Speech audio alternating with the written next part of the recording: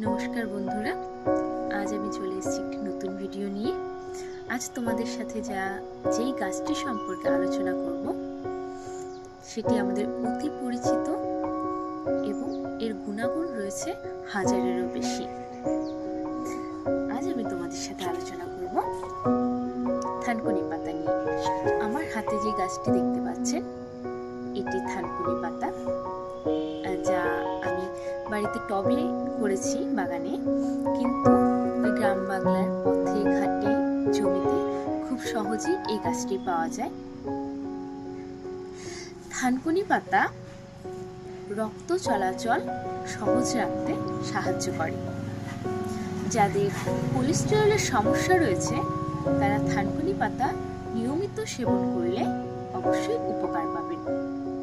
থানকুনি পাতা মানুষের স্ট্রেস কমাতে সাহায্য করে। থানকুনি পাতা খেলে যারা অনিদ্রার রোগে ভুগছেন তার থেকে মুক্তি পেতে পারেন। থানকুনি পাতা পেটের গ্যাসের সমস্যা থেকে অনায়াসে মুক্তি দেয়। এমনকি যাদের আলসার হয়েছে তারাও থানকুনি পাতা খেলে সহজেই সেই সমস্যা থেকে বেরিয়ে আসতে পারবেন। থানকুনি পাতা খেলে বাচ্চাদের স্মৃতিশক্তি বৃদ্ধি পায়। থানকুনি পাতা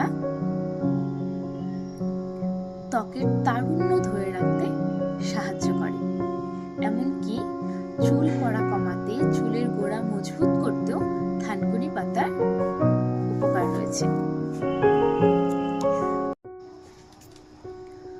কোনোভাবে যদি শরীরে কোথাও কেটে যায়, ছড়ে যায়, তাহলে থানকুনি পাতার রস লাগালে খুব তাড়াতাড়ি তা সেরে যায়। আমি বলবো প্রতিটি বাড়িতে থানকুনি পাতা লাগানো খুবই জরুরি। খুব সহজেই এটি বেড়ে ওঠে। টবে করতে পারেন বা এমনি জমিতে মাটিতে করতে পারেন।